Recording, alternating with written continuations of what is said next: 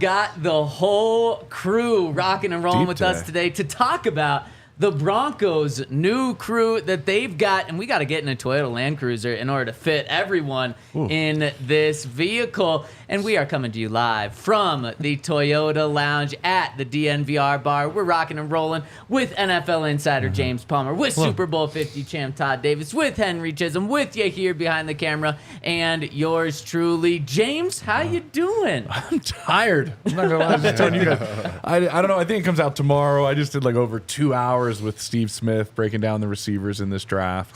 It's a lot to talk about. It was a lot, but Steve really dives into the film like big time. For a lot of analysts don't as much, I think, as Steve does, but he focuses on the receivers and he knows everything. I mean, and he wants you to know what he knows, and it's really good. He's phenomenal, but it's always fun with Steve. Like it's a blast. Did he have anything on Devaugh Vele from Utah? The 7th round pick for the Broncos, who nobody had heard of. We didn't get that far down. Okay. We went through his that top. would have been crazy. We went through his top 20. Oh wow! Which he ranked his top 20. And we went through it, and there was definitely some. I mean, he had Troy Franklin as his 7th receiver on his rankings, which is high. Pretty high. Yeah, Pretty high. There's some things he liked about his game. So yeah. Well, and Vele, the Broncos actually comped him to Tim Patrick. Okay. Maybe it's because he went to Utah. A tall receiver that went to Utah. Surprisingly fast 40. Yeah, exactly. Yeah. So let's dive into this class, but we got to start with Bo Nix. James, you nailed it last week when you were on the show. You said you were the first person that I heard say, Michael Penix Jr., Atlanta, don't sleep on it. And that's why when that happened, I wasn't shocked by it. But it seemed like the rest of the NFL world, including the Broncos, were shocked by it. Because that's kind of when everything changed in their draft. And then it leads to J.J. McCarthy going at 10 to the Vikings. They do a little trade up one spot. And then Bo Nix landing to the Broncos. Were you surprised about Bo? No, I wasn't entirely surprised about Bo. I sat on the Penix stuff for like 3 weeks, so I kept it a pretty good secret. There was a lot of lying going on up top, big time, and we saw it. I mean, I think the first one really was Brian Daboll and Joe Shane, how they wanted everybody to believe that they were in on multiple quarterbacks. They were really only in on Drake May. I don't know if this is entirely true. I hope it's true, but the rumor is that Daboll was like, if we go visit J.J. McCarthy on Easter, people are really going to be like, wow, that's a holiday. They must really like J.J. McCarthy. Like, that's the lengths that the rumor mill around the league is, that, like, the Giants went so they could have Neighbors drop to them. Like, they wanted quarterbacks to go ahead of them if they couldn't get May. Yeah. So then Neighbors would drop to them. So, like, that was the smoke with McCarthy. The Broncos had similar, kind of smoke with McCarthy as well. Had Payton do it. I got a text, like, right after the Broncos pick. And it was just like, and it was from a source that I really, really trust. And he was like, hey, I was never going to tell you, but it was Bo Nix the whole time. And they never really liked McCarthy. They just kind of put that out there, and the media kind of ran with it. They really liked Bo. And I was like, oh, okay. So I think McCarthy was used as a little bit of a kind of a pawn, in a sense, by some of these teams to see if everybody. But what always happens is it starts falling a little bit closer to what people really think everybody's evaluated at. Right. And that kind of happened. Yeah. Except Penix. Yeah. That was the shocker. Like, multiple teams were like, I think they really like Penix. Do they pick him at 12? I don't see that.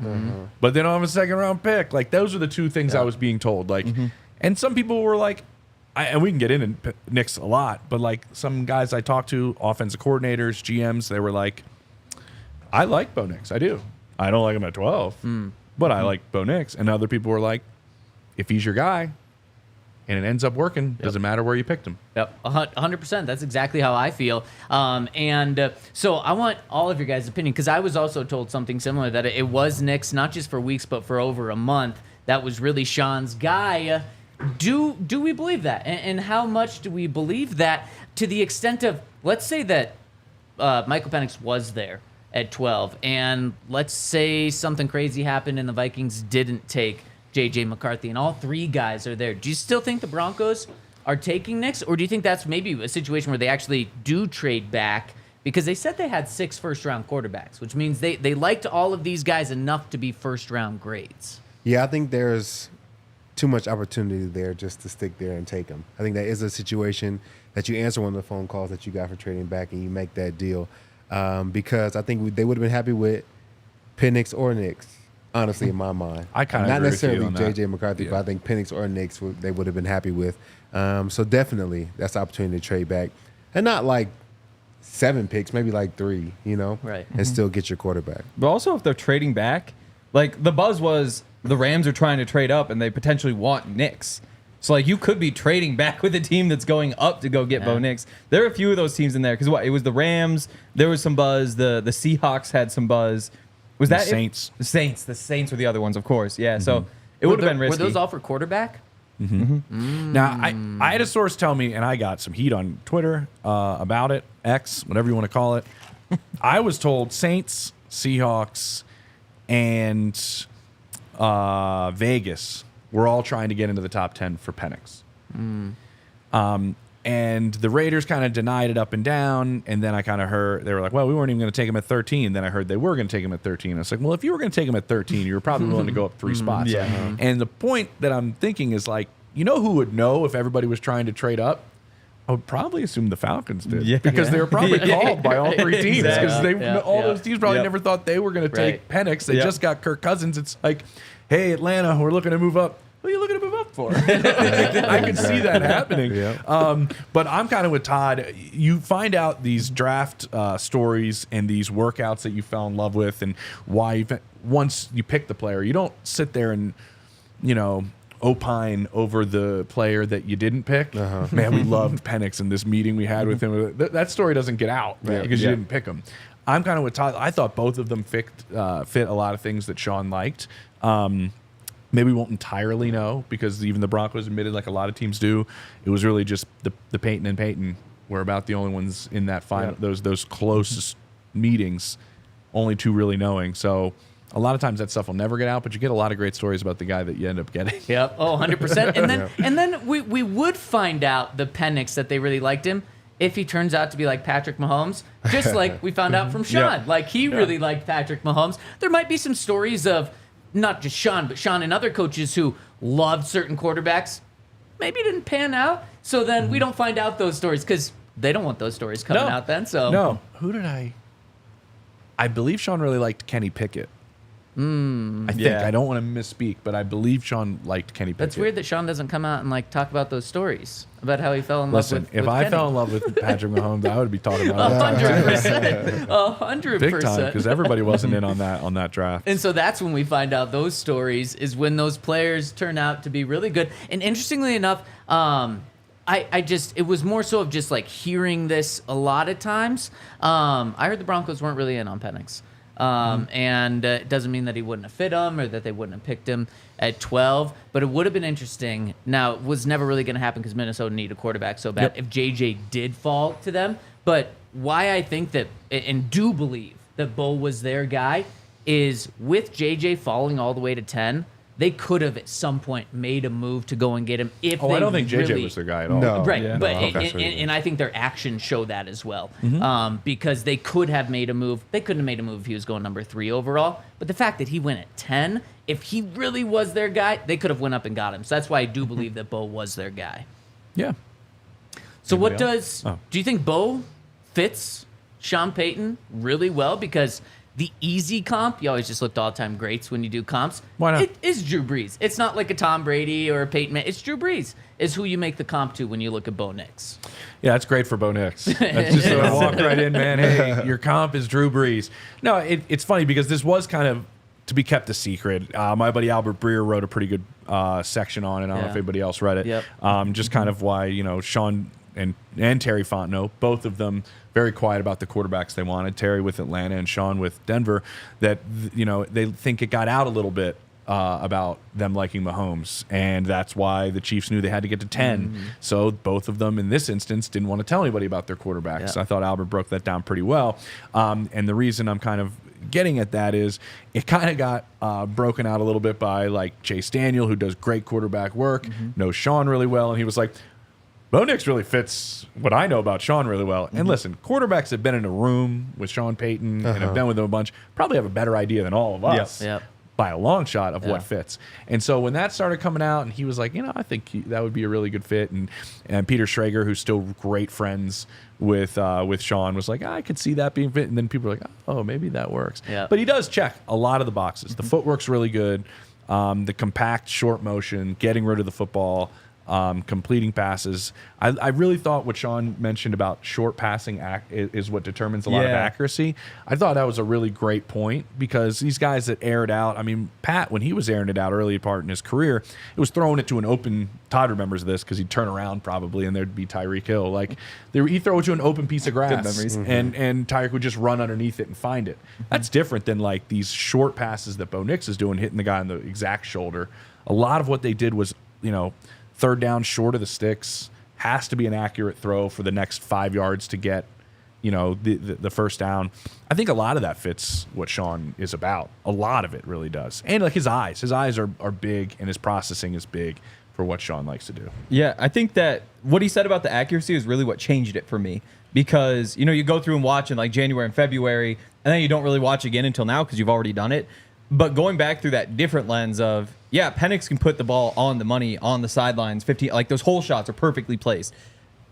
You have to appreciate, though, what Bo Nix can do close to the line of scrimmage. And so I had never really thought of that. It's like, he's right there. You hit him. Congrats. Every quarterback should be able to do that. But doing that over and over and over again, and like you said, like putting it on the right shoulder, leading him, not leading him, laying box out, whatever it may be, that really is kind of where I've come around on Bo Nix a little bit. Just because he does put the ball right where it needs to be. Hey, if you're not there, you're hitting the time. back shoulder. Todd Davis is intercepting it and returning it over the middle of the field. You did that a couple of times. Just a couple. Just a few. Just a few. The thing that I think that gets overlooked about Bo Nix, 45 touchdowns, 3 interceptions. A 15-1 touchdown to interception it's like him and ratio. Jaden Daniels, right? Well, Jaden Daniels like 44-4 or something like that. It's insane. And the other thing that Sean pointed to, along with accuracy, is decision making. That just shows the decision making right there. He only put the ball in harm's way, enough of harm's way for it to be picked off 3 times an entire season. That is just mind blowing. And I mean, I believe he was the odds-on favorite to win the Heisman Trophy, and it was a little bit of an upset that it went to Jaden Daniels slightly, just because 4,500 yards, 45 touchdowns, 3 interceptions. He was asked to throw the ball so much, had the highest completion percentage in the history of the sport. And now maybe you do give a little credit to all the short passes and passes behind the line of scrimmage, but that's something that all of college football does, not just the Oregon. But then just that 45 touchdowns. Poor guy was playing at midnight. That's what hurt him. Games at midnight hurt you. Yeah, it's true. That East Coast bias, you know about that, being from Philly. Yeah, we definitely feel like we're better than everybody else. I want to throw this out to everybody because I did get this also after the pick. It was like, hey, the Broncos also believe they are not forced to play him right away. That's with inside knowledge. Like, the Broncos are not forced to play him right away.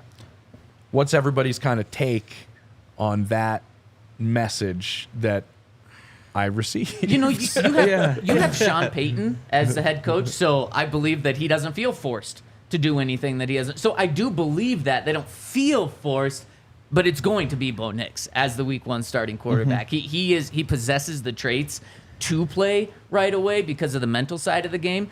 And then you look around the room, before you had Bo Nix, James, you probably had the worst quarterback room in the NFL. So it's not like you have a Jimmy Garoppolo who can start and consistently win games for you. I don't want to be we're very excited about Bo Nix. Yes. But after you draft Bo Nix, do they still have the worst quarterback room in the league? Potentially. There's a conversation for sure. They're unproven. Raiders would be the other one, completely right? unproven. Yeah, it's like, I don't know. Gardner Minshew's gone out there and probably had more success than anybody else in the Broncos room. 100%. Gardner Minshew has like a 3-to-1 touchdown to interception ratio in his career. Yeah. It's pretty impressive. I don't think they're forced, They're or he's not going as to be far forced. away, I guess. Yeah, he's not forced to play him, but if he's even close to ready, Oh, yeah. Like, he's on the field. Get on in there and let's see where it goes.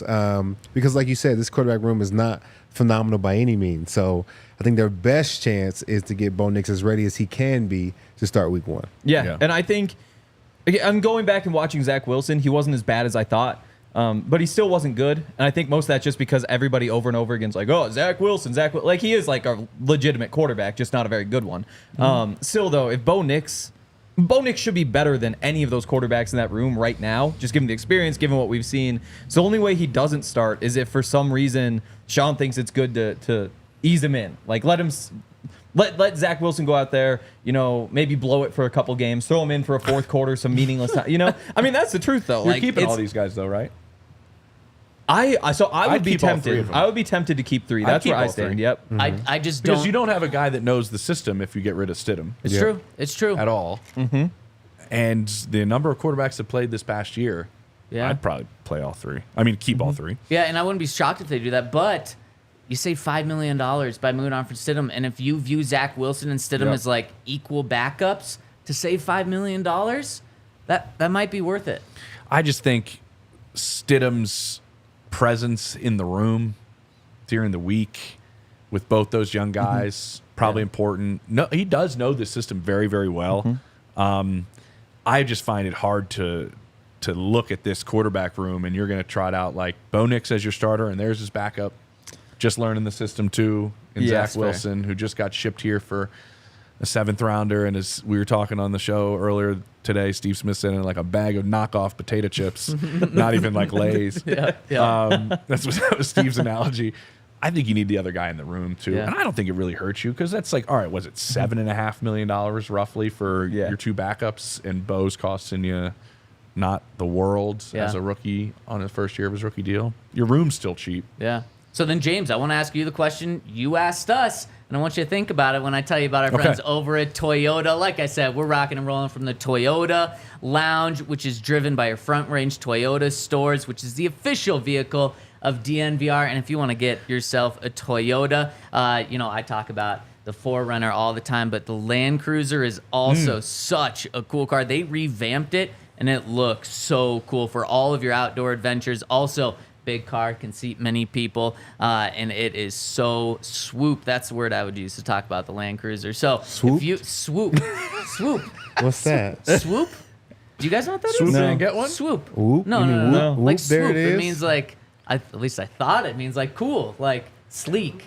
Swoop. I thought you meant you wanted to Anybody? get one quickly, and then you want to swoop in and get Swoop one. in and get one. Well, I get that Yeah, one. Todd and I are the same page. Let me know if anyone in the Toyota chat, let me know if you've heard of swoop in sort of like a cool way. See, because Maybe it's just my unique that's- style. it almost It almost makes me think like there might be a word that sounds like swoop that you're going with. Swoosh, Nike? Swoosh? No, definitely swoop. Okay. What about like whoop? Maybe it's my There new it thing is. now. Whoop. Wow. So check out one of your Front Range Toyota stores at a location near you. AutoNation Toyota, Rathbone Centennial, Corwin Toyota in Boulder, Groove Toyota in Littleton, Mountain States Toyota in Denver, Stevenson Toyota East in Aurora, and Stevenson Toyota West in Lakewood. Toyota, the official automotive partner of the NFL and official vehicle of DNVR. And check out our friends over at Bet365. We've got a new 6-week giveaway. So each week that you participate, you're eligible to win bigger and bigger prizes. If you've participated in every week at the end of the contest, then you're actually eligible to win a very big prize, which will be a lot of fun. You can win DNVR merch early on. If you keep playing along, you could hop on the podcast, maybe even get to a practice, something like that. Whole bunch of awesome opportunities. First step, you've got to sign up, join the Bet365 community, use the code DNVR365, and then deposit a minimum of $10. So that'll also get you in for all of their sign-up offers, the bet and get offer, where you bet a $5 or more, you get $150 in bonus bets. First bet safety net offer, you can place up to $2,000. If that bet loses, you get all that money back in the form of bonus bets. And then what you have to do is you take a screenshot of your active Bet365 account and your minimum $10 deposit, send it to promo@thednvr.com. Head to thednvr.com/bet365 for more information. Must be 21 or older, physically located in Colorado. Please gamble responsibly. If you or someone you know has a gambling problem and wants help, call or text 1-800-GAMBLER. Apparently, no one knows of swoop. I'm Apparently, reading the it's comments the Tiffany. whole time, and I'm like, everybody's like, I don't know what swoop is. One guy's like, I'm from Houston, and there's a lot of slang here. And we've never heard of swoop. And people I even used to like, live in Houston. stop trying to make it happen. I just thought it was, Dang. I thought wasn't trying to make it happen. Okay, James. So What was the question again? I was too busy reading. it was, Was a pretty good distraction. it was your question of, do you think the Broncos don't feel forced? I don't play. think they feel forced. Yeah. I think one of the reasons, and the main reason why quarterbacks play early, is job security. And you don't want to lose your job. You don't have time on your hands. Yeah. Sean has time and trust from ownership. And they're going to allow him to do this the way that he believes is the best way for it to be done, or else they wouldn't have given him the power that they've given him and given him really everything that was presented to him when he took the job. So I think he believes he has that in his favor. It's very similar to how Howie Roseman operates in Philadelphia. He's a general manager operating without any thought of being let go. Yeah. So he takes risks, and he does different things that other buildings don't do because he has the luxury of job security. Yep. I think Sean has that. So I don't think he's forced into playing any hand that he doesn't want to play right away. I want to pose a question. So the comp I got on Bo Nix from two different offensive coordinators was he reminds me a lot of Derek Carr. From the footwork to the mechanics to the throwing motion, I just see a lot of Derek Carr there. Now, I will add this. Both of them said he's a better athlete.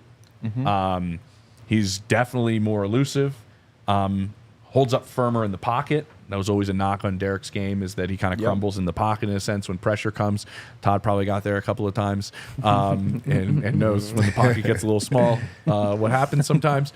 But to me, if I'm looking at that, I'm going, all right, Derek was like a 15th best quarterback in the league for most of his career. Is that what you'd be cool with if that was Bo Nix? So are you giving me those other things too? Like He a has little those. better in the pocket, a little Yeah, more he athletic? definitely has those. Okay, so Derek Yeah. Carr with those couple of things. Oh, man. For me, From I'm what's saying been here, I don't think it's terrible if you No. have the That's 15th the best thing. quarterback in the NFL from what's been going on since 2015. and there were a few years where Derek Carr was really on the rise. Yep. Big time. Before he got We're injured, gonna he get to was this. talked about as potential MVP candidate. Like he was balling. Yep. If he doesn't get that injury and that makes him jittery in the pocket, like you're saying, Was that the one that like he ended up not playing in the playoff game? Yep. Yes. Right. He missed the I final covered two that. I covered that games. playoff game. Yeah. Like Cook played, I think. Yeah. Yeah. Oh, from like Michigan State, maybe? Yeah. Yeah. Okay. I feel like that Oh. completely changed him and his whole trajectory Yep. because he was definitely on the rise. If we can get pre-injury Derek Carr and he continues to rise like that, I'm totally cool with that being Bo Nix or his comp. Yeah. Especially with like that potential to rise, because I don't like capping it. Because when you draft a quarterback in the first round, you're hoping this guy's going to go win you a Super Bowl. And Derek was a second round pick, right? Yep. Yeah. First Which is pick what in the most second people round. had. Yeah. Yeah. Bo Nix's Yeah. That's grade true. was about a second. He third would in definitely some people's be. mind. That would definitely be much better than what the Broncos have had. It's probably better than what you're going to get if you just look at what first round picks typically average out to. But still, you want that. You want the upside. You want the hope that he could be, an all-time great, because that's how you win in the NFL, is either rookie contract or all-time great. So with the potential to rise with those extra tools, yeah, I think I could get behind it, but it's tough. So what Todd was saying leads me to the other part of this, because making a bunch of calls the morning of the draft and kind of asking around what everybody's kind of going to do, and what teams think other teams are going to do. And I was talking to some teams about Bo Nix, and the Derek Carr thing comes up, and that came up earlier. So then I presented that to some teams draft day morning, and they were like, but you got to remember, like, when Derek had weapons, Derek was dangerous. Yeah. Like, you didn't really want him. And they made some comparisons, same thing as like when Kirk Cousins has weapons, like, it's kind of dangerous. One OC was like, man, when they started running the ball in Minnesota all the time, I was like, cool. Like, that's awesome. Yeah. Kirk's not throwing the ball as much. Those two guys are kind of in line with a lot of people's in the leagues thinking of Bo, is like, if he's in a great position and he has talent around him, he's going to be, I know it sounds stupid. When he has talent around him, he'll be even better. Right. But you know what I mean? Like, Yeah. he's not elevating the entire team most likely. Yeah. But if you have a good team around him, I think he plays even at a higher level than what he has if he has weapons. I think we saw that kind of at Oregon a little bit. And so the argument would be that most teams were like, if you put Bo Nix on like the Niners, the Eagles, the Cowboys, like if that's who drafted him this year and he played right away, probably see a pretty damn good Bo Nix. Yeah. Well, I just don't think the Broncos have that roster right now. That's the tough part. And that was one of the comps we came up with. And that's the hard on part draft early pod. in his career right now. It was Jalen Hurts with maybe a little bit less of an arm and maybe not quite as mobile. But there's some similarities there as well in terms of like what that is. But again, you give him A.J. Brown, you give him Devontae Smith, he's going to make it work. Yeah, like is it a bad thing? That's my thought is, and I'd like Todd's opinion too on playing against this type of quarterback, like an A+ game manager. Do you get that point? It's not a 100%. knock. Yeah. It's just like that's what Brock Purdy is. Like put the ball where it needs to be. Yep. Make the plays. Is that a frustrating quarterback to play against? I guess they don't make a lot of mistakes. It's gotta be annoying. Yeah. I don't know. Yeah. I remember talking to Vaughn when you guys would play Derek before Derek had that injury, and he was so frustrated by playing Derek Carr. He said, like, there's nothing we can do as a pass rush. He completely eliminates the pass rush, and that's one of the things that Sean loves about Bo Nix is that he gets the ball out so quick. And we heard after the season, we heard during the season, we heard at the owners' meetings, Sean was asked, what's the number one thing that you need to do to make this team score more points? And the thing he pointed to, the first thing, was take fewer sacks. That's why Todd and I liked Penix. You're right. Exactly. He Yeah, it doesn't was. take sacks. Exactly. And He Bo doesn't Nix take sacks also either. doesn't take very many sacks. And when you ask this question, James, it's like initially off the top of your head, you're like, no, we don't want a guy that like has never won a Super Bowl before, and that isn't elite. But you also have to remember, this was a 6th quarterback drafted. You didn't give up 3 first-round picks to move up and go get Jaden Daniels or try and go get Drake May. So you do have to keep expectations semi-realistic. And so the fact that they only used 1 pick, and it was a 12th pick in the draft on this guy, to get a top half of the league quarterback with maybe potential to be better, realistically, that's hard to say no to. It's hard to say no to, but at the same time, if you've got a league average quarterback, even if it's a good deal for the pick, 5 years from now, you're going to want somebody new. You know, like you look around, Cowboy fans, Would some you of them put want to Kirk get rid of Cousins Dak. in that You know? like 15th best quarterback type of range? I think he's he's probably closer to above 10? that now. Yeah, Closer to Yeah, 10. he's probably above that now. He's been crushing it in the postseason. That's the thing is, like, you look at Cowboys fans though, and they want to get rid of Dak. Not all of them, but Dak there's was a big like chunk MVP that say candidate this year. exactly. Yeah. But they Yeah. still say like we need to do better here. This isn't enough, and that's where Dak probably is enough, and those people are crazy. But if you don't have a top 10 quarterback, it's going to be so hard. And so while it would be a good result for the pick, you still might be left wanting more down the line. For me, I think if you're a first-round quarterback, I don't care where you're taken. Yeah, Like you should. I want you to produce and have the possibility to be a top 10 quarterback. Yep. Doesn't matter if you're 12th because they miss all the time. All So the it just matters about the organization and who we decided to go with.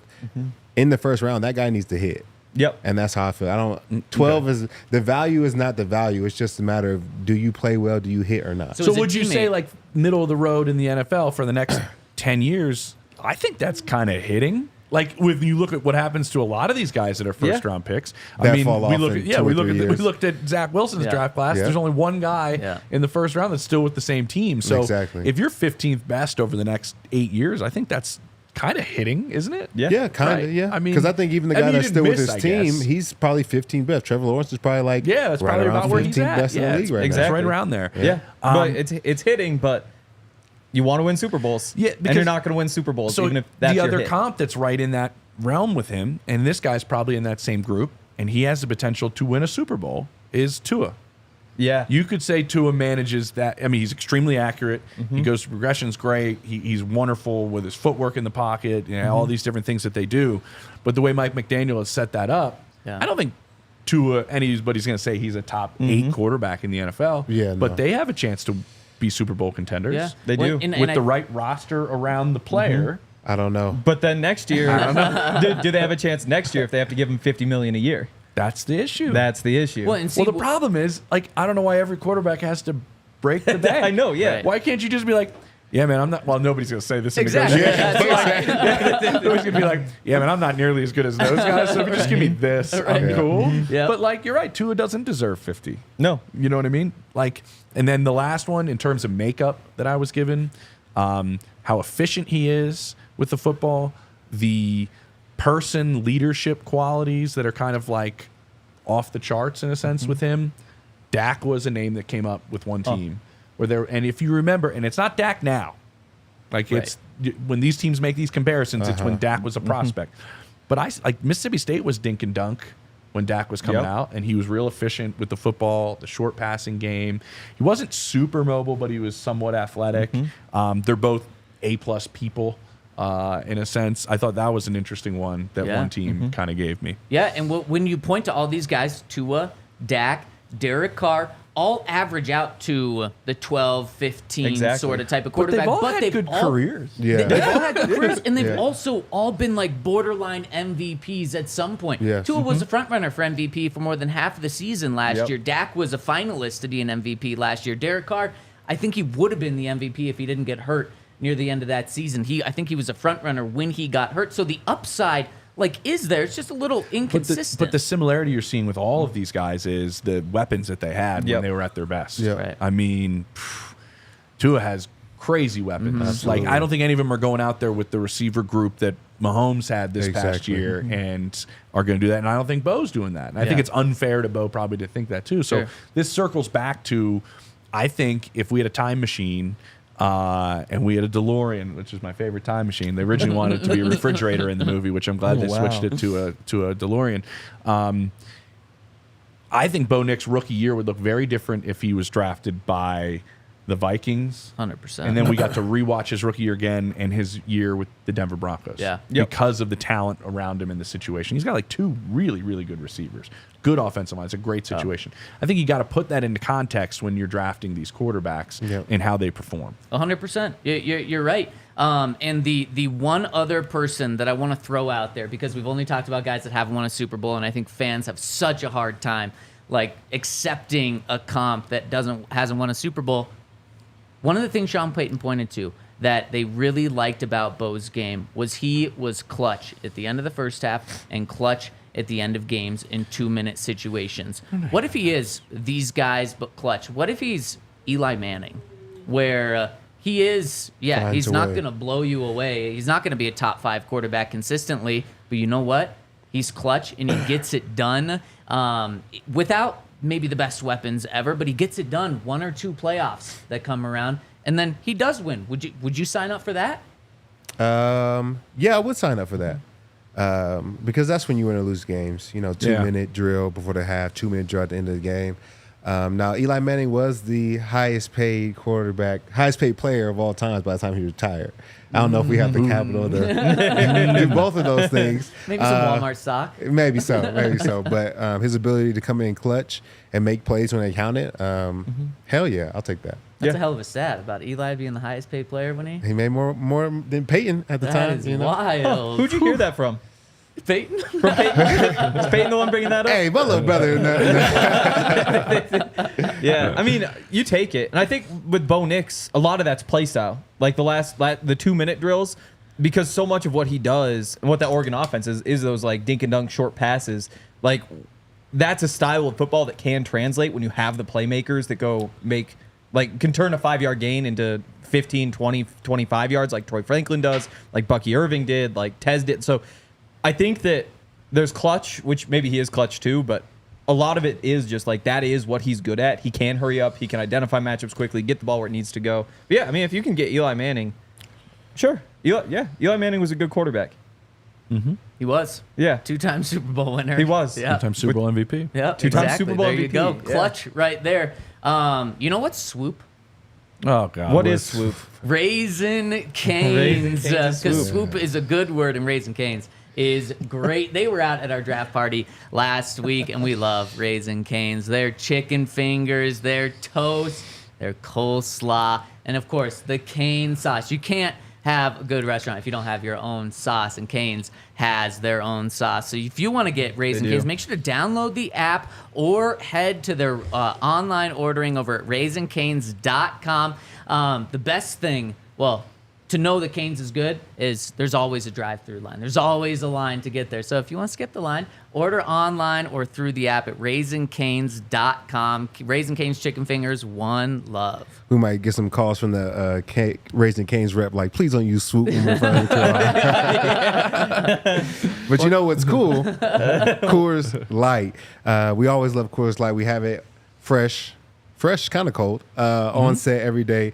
It's cold lagered, cold filtered, and cold packaged. When you need a beer and you need to chill, check out Coors Light because they're the only beer that is made to chill. If you want Coors Light delivered straight to your door, you can do so with Instacart by going to CoorsLight.com/DNVR. You don't have to even leave your couch. You don't have to get up. You can watch the game, have your Coors Light delivered straight to you, and continue to chill. Remember to celebrate responsibly. Coors Brewing Company, Golden, Colorado. All right, let's continue this conversation because James, I want to pick your brain and you guys too about the rest of the Broncos draft class, and I want to frame this conversation by asking you who was the best value pick that the Broncos had. 7 picks, 5 on offense, 2 on defense. James, when I say who's the best value pick, who stands out? I'm just going to go to the conversation me and Smitty just had. I mean, he had Troy Franklin as his 7th best receiver on his top 20. Yep.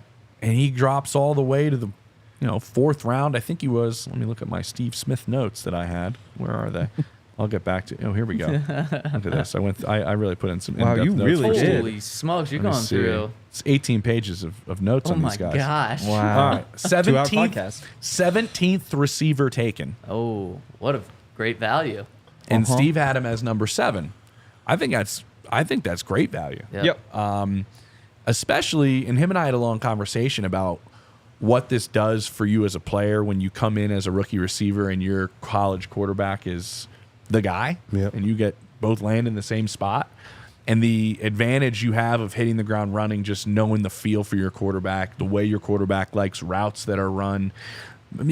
Rookie receiver is tough. I'd probably say Todd will throw a middle linebacker in there. But the toughest positions for a rookie are like center, tight end, quarterback, receiver. There's a lot on your plate. Depends on what role they want you to run as a receiver, how many routes in the route tree and everything. But to have that advantage of the way your quarterback already wants you to run routes, I think puts him in a better spot. I think he does a lot of really good things, and in Steve's mind, he does a boatload of really good things. So I think that's probably the best value for the Broncos. They probably didn't think it was a need until it was like, whoa, this is a steal. Let's go snag this. I think helps out tremendously. So you kind of just answered my question there because the Broncos, and Sean said a lot of teams had a 2nd-round pick. We thought this guy was going to go in the 2nd round. We had a day 2 grade on him. There was like 98 receivers went in a row at the end of the first, and the second was a 5 in a row. Yeah. And then, so you think, well, then the Broncos had a 3rd-round pick, and he was still there at 76. Why didn't they use that to take him? And maybe it's because just the value for their team, they had more of a need at edge than at wide receiver. Yeah. I think that's totally true. I mean, I think they have a talented. Todd would know better than I do. Like, I think they have talented edge rushers.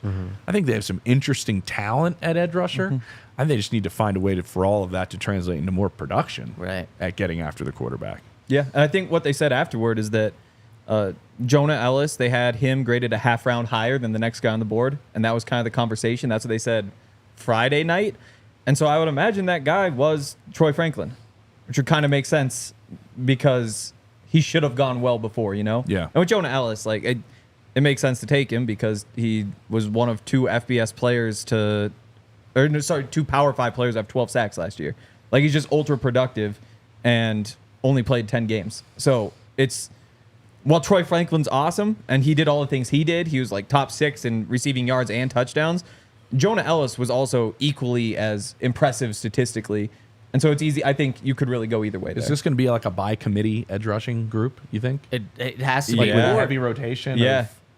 Yeah. Guys? I think what they're really hoping. I think Benito made a big jump. They think he made a big did. jump this past year. Yeah, I think what they're really hoping is 1 or 2 of these guys really separates themselves. Otherwise, it is going to be a by committee. Yeah. Because they have 4 guys that might just essentially be like the same level of player. Now, they all have their strengths. Obviously, Jonathan Cooper might be the most well-rounded. Baron Browning's pretty well-rounded as well. And Benito, at least going into the season, Benito and Ellis might be like your 2 pure speed pass rushers.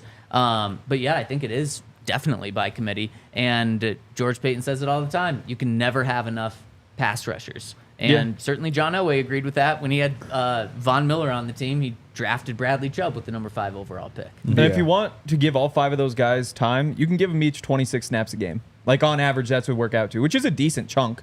Like that's quite a bit of playing time. And if you do that for the first month of the season, then you can figure out who needs more, who's not doing what they need to with what they've got. But yeah, I mean, this is going to be a crazy rotation early on, I'd imagine. And hopefully by the end, you found 2 guys who you really want out there on third downs. I don't know. I hope there's less of a rotation than that because I feel like edge rushers kind of like running back. I think You like get running into backs, a you need carries. groove, yeah. Like I can't just have 5 carries and then you evaluate my film. Like I need 15 carries to really like get my groove and kind of understand the defensive scheme and kind of how I want to Setting set guys up up. blocks. Yeah, exactly. You know what I'm saying? Like the I Marcus think Ware, the spin, then the fake spin. The same thing is true Yeah. for edge rushers. Like I need time going against this tackle, and if 26 snaps, if I only get 10 pass rushes, 5 of them are quick game. The other 5 I may try and work a move. I don't really have time to really get myself going.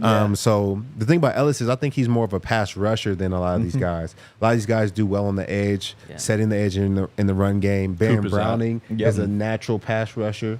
I think those 2 would probably be your like most efficient like rushing games. So I hope that those 2 end up being like the third down pass rushers where other guys can come in first, second down and really hold down the fort, set the edge, as well as apply some pressure. But I think those are the 2 best pass rushers we have right now. Do you think this pushes what's his name, the versatile Drew inside Sanders? outside? Drew Sanders inside now?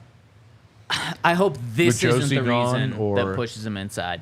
If he is meant to be on the outside, I hope this pick doesn't change. I hope he stays on the outside. And you know what? If you are trading, let's just say Jonathan Cooper right before cut day for a 7th round pick, well, Damn, if Coop. that's best for the Poor- team, poor guy. best for 7th, the room, yeah. then I would Zach's do that. kicking him out. He is. Yeah, For a 7th. as opposed to like just continuing to mess with Drew Sanders and potentially ruin him. This was a guy that the team was so high on last year. I think it pushes him in. 'Cause he's the only one you can. I mean, Yeah, if you I mean, want to find a way to keep him on kinda the feel team, that way too. because he's the only one that can play middle linebacker. I don't think any of the other guys can. I don't think Jonathan Right. Cooper Yep. could. I don't think No, Nick Benito you're could. right.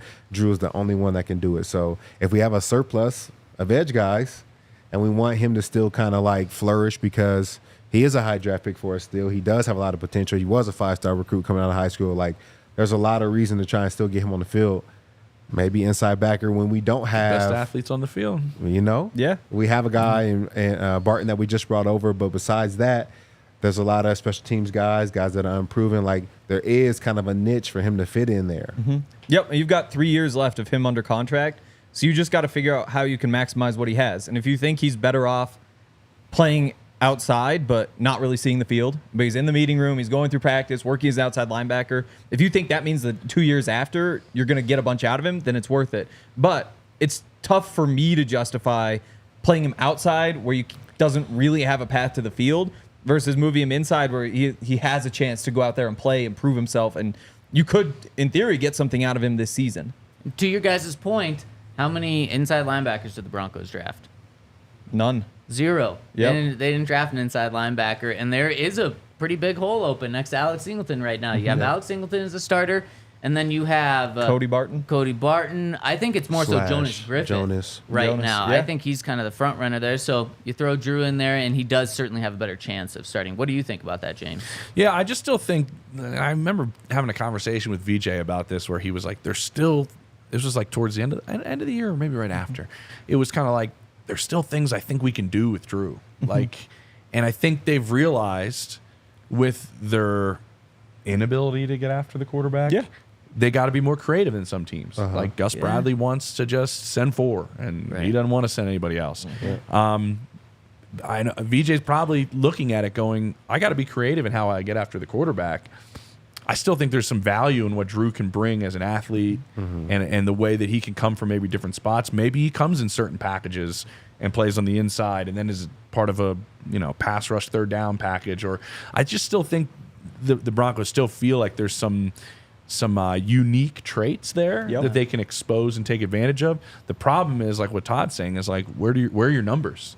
Like sometimes you're forced into something that you didn't want to be forced into, and you numbers, hey man, like we need you to do this because you're the best athlete we have to get out there and go sideline to sideline, which is becoming like ungodly important now in today's NFL. Yeah. With the way the middle of the field's being used. So I don't know. I think they're going to have to. This is probably something BJ and Sean are going to have to talk and look at as camp's going on. Maybe even it might even take that long. I don't know. And I feel like honestly, like if he is able to figure out understanding the game as an inside linebacker, him rushing from that position where he's 50% of the time one-on-one with a running back, like that's best case scenario. I feel like for the Denver Broncos. So if they can get him to figure it all out, like having a guy that could technically rush on the edge but goes one-on-one against some small back every single game, I think that's a huge win for the team. And I think being able to send both of them, because Alex gets there a lot too. Like he does a good job of applying pressure. So having two guys in the game that you could send at either time and kind of keep the offensive line on their toes, it works if they can figure it out. And in terms of getting the quarterback, that is where Drew's at his best. Yeah. Like he isn't your super bendy edge rusher who you want like pulling a bunch of moves out. He's best at shooting gaps. Like that's where just like the size speed combination shows up, is he can just power his way right through there. And that obviously works so much better from the inside. So it's just the processing. Like if he can handle being an inside linebacker, there's no reason he can't be a great inside linebacker, but he just has to prove he can do that. How tough is that transition? To inside linebacker, it's tough because it's a completely different world. You're looking at completely different keys. You have to understand, like, there's so much that happens in front of your face as an inside linebacker as opposed to edge. Like, you're really only taking on a tackle, or you may get a puller. You got to be able to see the puller while you're seeing the quarterback roll out of the pocket. You got to be able to see elephants from parade versus like downhill run game. It's just like completely different. So Meanwhile, I just wanted Todd to say that so everybody knew, because everybody's just like, this is a linebacker. Right. You know what I mean? I want to make sure it's Todd totally put that different. out there for everybody. Did you say elephants on a parade? Yeah, those are fat linemen. That's like, is that the like zone play runs action. where there's like running? No, that's like play action, like boot game. Oh, So you okay. got to be able to see like basically elephants on parade versus Yeah. like even when they're running stretch, like it's a reach to come to Exactly. you versus like more down the line, 'Cause they you only can't have move that forward. that three yard gap Yep. before it's like, you know what I'm saying? Yeah. So Man, that is some complicated stuff. What's not complicated is just downloading the Circle K Inner Circle app to get 25 cents off per gallon on your first 5 fill-ups. Plus, they're going to give you free Polar Pops every 5th, or your first 5 Polar Pops are going to be free. And then every 6th item, such as pizza, roller grill, dispensed beverages, donuts, and more, is also going to be free. So download the Inner Circle app over at the Inner Circle app over at Circle K to get these deals. And if you text DNVR to 31310, they're going to hook you up with a free any size Polar Pop right now. So text 31310 or text DNVR to that number, and they're going to get you a free Polar Pop. Sign up with the QR code on our screen and go to circlek.com/inner-circle for more information. And shout out to Volo Sports. If you guys haven't signed up yet, it's about that time to sign up. Volo Sports is a great place and a great way to meet people, hang out, play sports, get out there in your community and have some fun. And right now you can get the Volo Pass if you sign up using code DNVR3. The Volo Pass is a premier monthly membership program that gives members unlimited access to sports, events, and social activities every night of the week. You can't beat it. And right now it's only $10 a month for the first 3 months. So go sign up using the Volo app and use code DNVR3 to sign up. All right, so we've talked about the first 3 picks. Let's talk about the rest of these guys in the terms of the best value picks. And let's do our Bet365 top 5 value picks. So, James, you threw out Troy Franklin. Is he the best value pick for the Broncos? I'm going Audric Estime. That's and I get, based on all the pre-draft boards, Troy Franklin's like a fringe first-round pick. You got him in the 4th, but I think when we look back on this draft 3 years from now, it's nothing against Troy Franklin. I think he'll be a good receiver. I think Audric Estime is going to be an awesome running back who's kind of like maybe the defining force behind the Broncos offense. They invest so much money in the trenches. You got like guys like Garrett Bowles, like Ben Powers on the inside, and Audric Estime fits that perfectly. Like all those power runs, just pounding the rock up the middle. I think that's where this Broncos offense is going, and I think that Audric Estime at some point is going to be a 1,000-yard rusher in that system. And when you're kind of the personality of the offense, that makes him. I think we're going to look back and say, we got that guy in the 5th round. That's a great deal. Todd, who would you go with? I say Troy. That was my pick. I know You said it earlier, but I just felt like No, say it. No, it was just a great pickup, Seriously, say it. especially for Bo Nix as a young quarterback. The continuity they have between wide receiver and quarterback, it's going to be unmatched for him. Like coming in, being young, and they're both learning the playbook at the same time. I think it's going to be a great fit. Outside of that, I really think Jonah Elliss could be good. I think that he has the potential to really light it up for us if he can find a way to get it going and really rush one-on-one. A lot of spin moves to be seen, so I'm excited.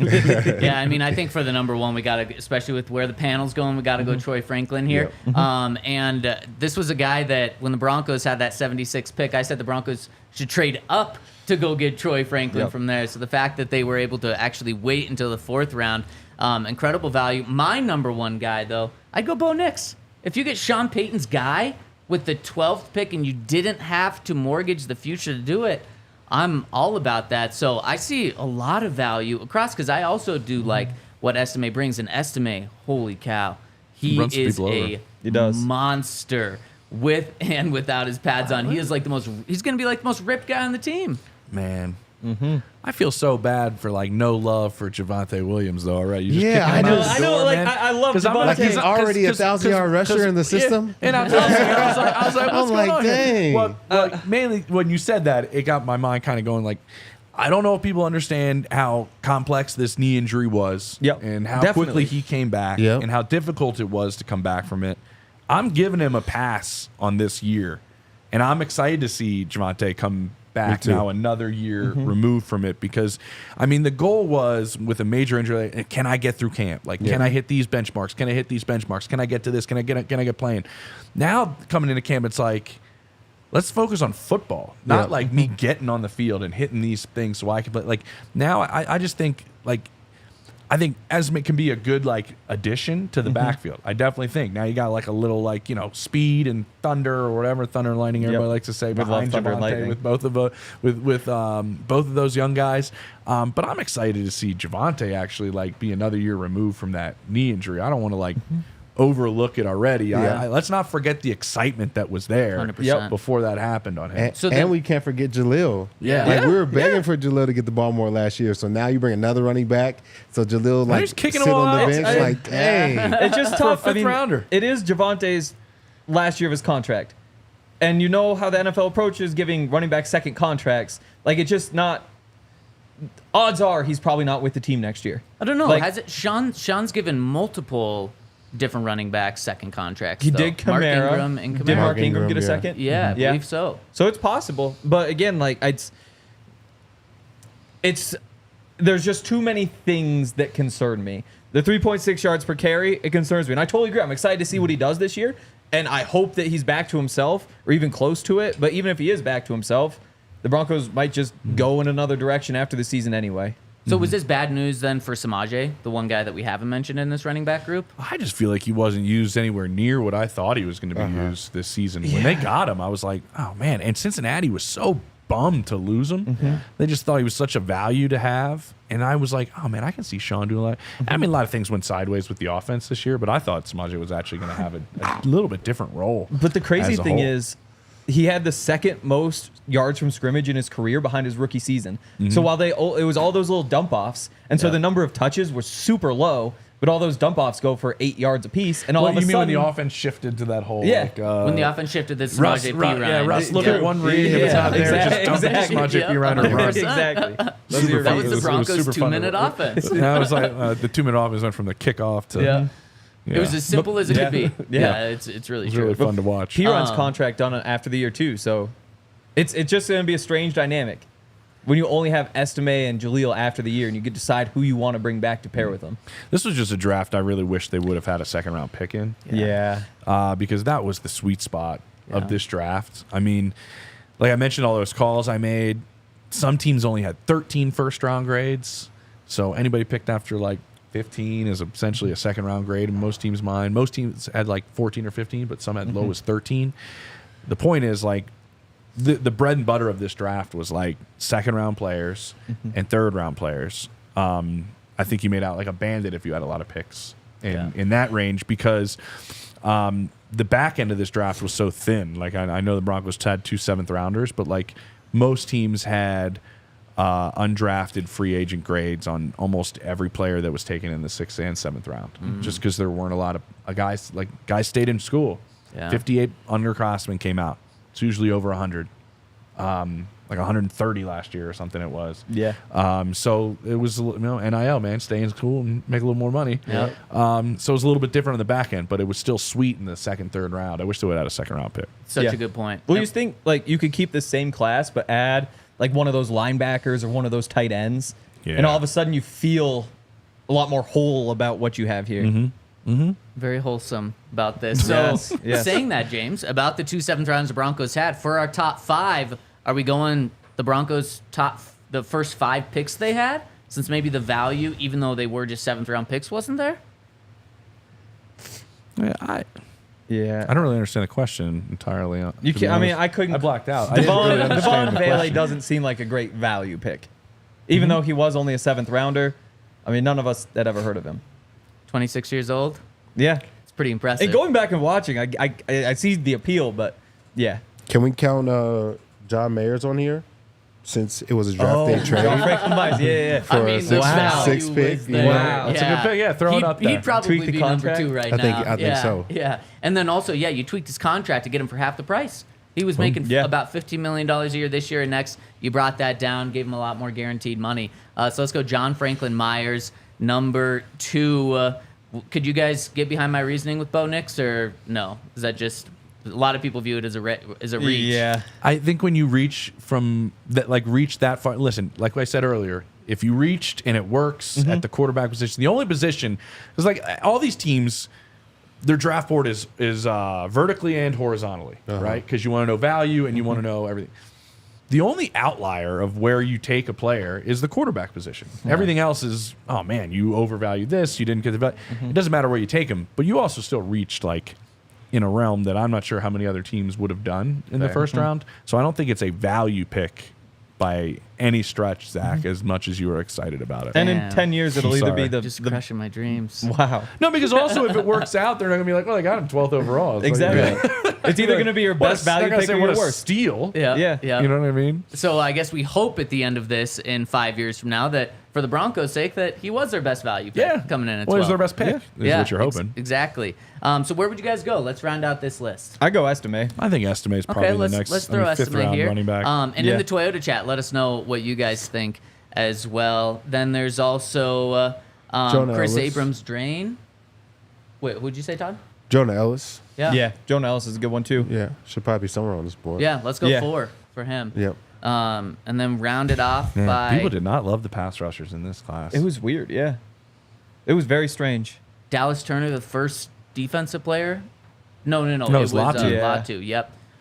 who a lot of teams 15. had as the best like pure pass rusher in the draft. Yeah. It was just the medical was a Right. Everybody was a has something, fearful though, I aspect. feel like, yeah, about most of these edge There rushers. wasn't like we were looking at these the top 3 receivers. It was almost like pick your poison. They're all Exactly. clean, great Yeah. prospects. You Yeah. didn't have that with edge rushers. No. There was something about each guy that didn't, and you usually have that every draft. Like Yeah. there's an edge again in the top 10 that's like a clean, great prospect, and that wasn't really this class. So let's see what Ellis can do.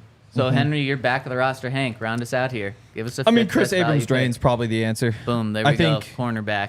There's a lot to like. He's fast. He's just a little small. If he was bigger, he would have gone a lot earlier. And before we get out of here, I got to get our overall grades. And I wanted to do this when you were on the show, James.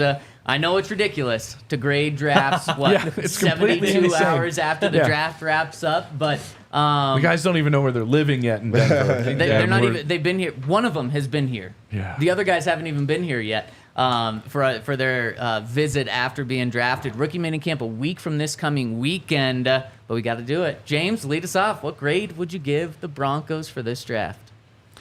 All right, I'm gonna be that guy. I'm gonna say, What? listen. I don't know where this is going. Me Like either. I'm getting comfortable.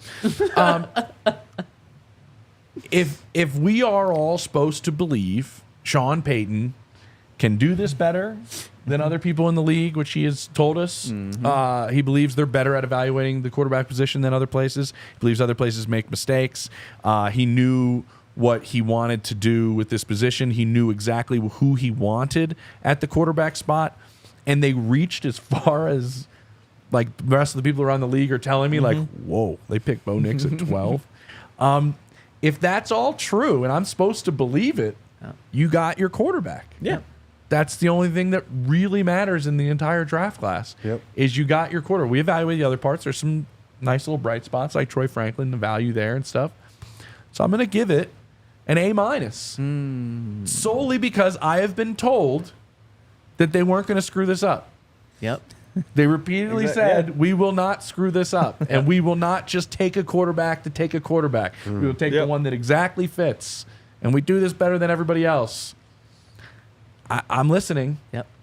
And I'm listening to everything I've been told. If that's true, you did get the quarterback that you wanted, and we'll see. And you know what's so crazy about this is typically everything you just said is stuff that across the league we hear from you talking to like people in the building, not people saying in the building publicly this sort of things. It's like typically we'd hear that from like, well, I talk to people and Sean is super confident in this process. Not Sean coming out and saying it publicly. That does take it one step further. It does. I mean, it's putting a lot on his legacy, and it's putting a lot on his own shoulders, which I do think Sean's like wired to really want that, which I think is kind of cool in your head coach to really kind of want that. But also, I mean, this is wild. I give it an A-, but also I remember I texted one of my buddies who's an assistant GM and does a lot of quarterback work. Right after the pick, I was like, what do you think? And he was like, Bo Nix blows. I was like, oh, God. I was like, oh, no. Yep. And so it's all over the map on Bo. Yeah. But you know what? It was all over the map on a lot of these quarterbacks. Yeah. It wasn't just him. That people had varying grades all over the place. So let's see if it's in the right system. That's the other part. Real quick.